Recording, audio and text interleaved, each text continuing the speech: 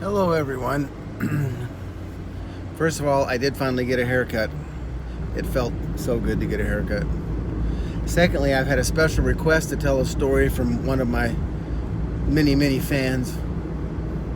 Many fans. But Auntie Katie wanted me to tell the story about when they were small and we lived in Coal City, Illinois, and I attempted to do a 100-mile bike ride. Now that was 1992. So is that right? Yeah, 1992. No, sorry, it was 1996.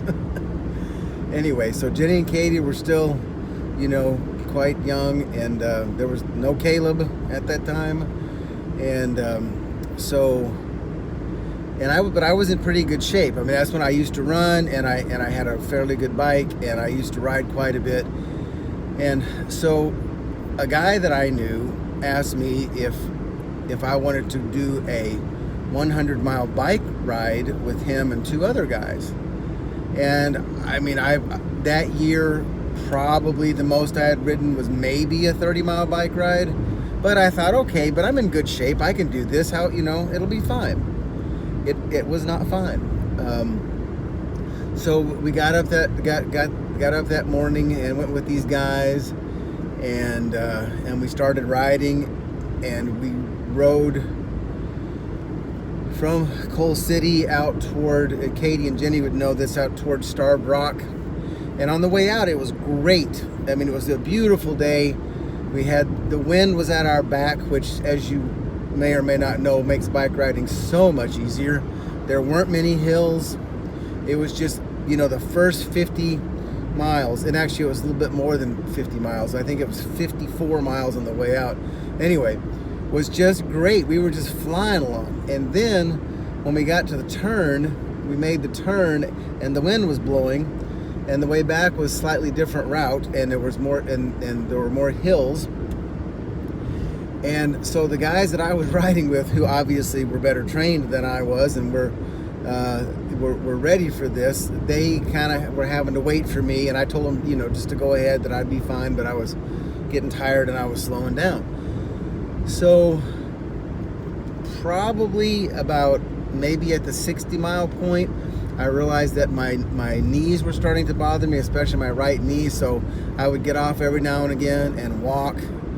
And plus, from sitting on the seat, I was quite sore in my undercarriage area, and it was,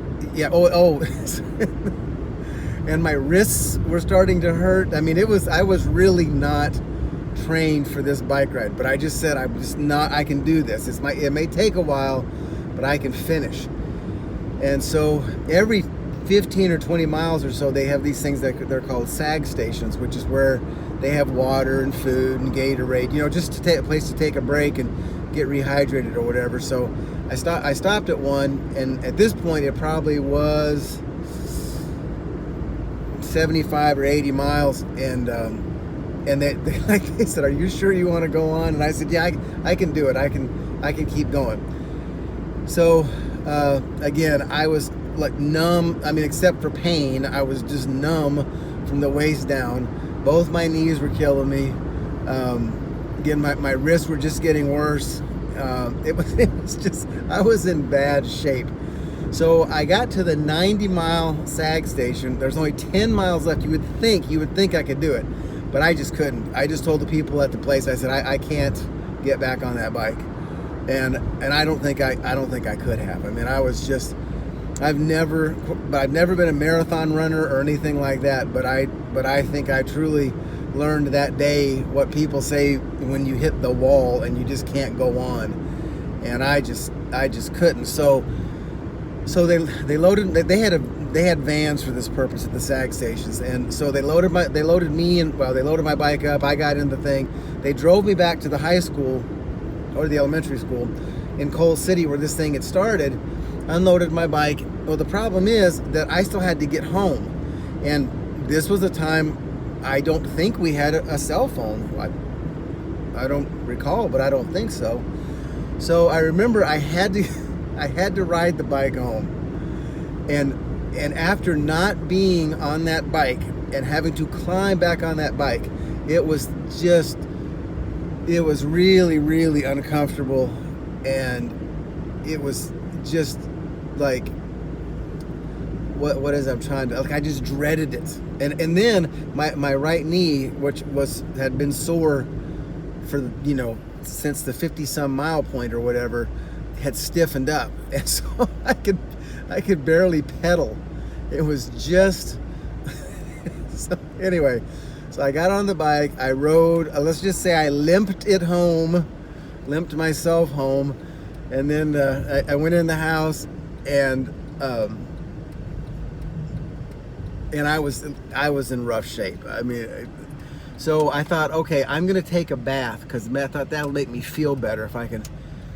Oh my Lord, this is some sort of, I just pulled into the grocery store. This is some sort of Trump rally. Oh my God. Anyway. Oh my God. Anyway, okay. Sorry. All right, so I'm going to finish my story. So anyhow, so I got in the bathtub, and for some reason or other, I got like the shakes. I assume, I don't know, some sort of shock or whatever. I don't know, but anyway, so I was shivering, and I don't know, I probably had a fever. I was just in really, really rough shape. So that was it. I mean, it took a couple of days. Jenny, when we were texting about this, Jenny says she remembers that I spent like a couple of days on the couch, and that might very well be true. I don't recall. I mean, I do recall that I was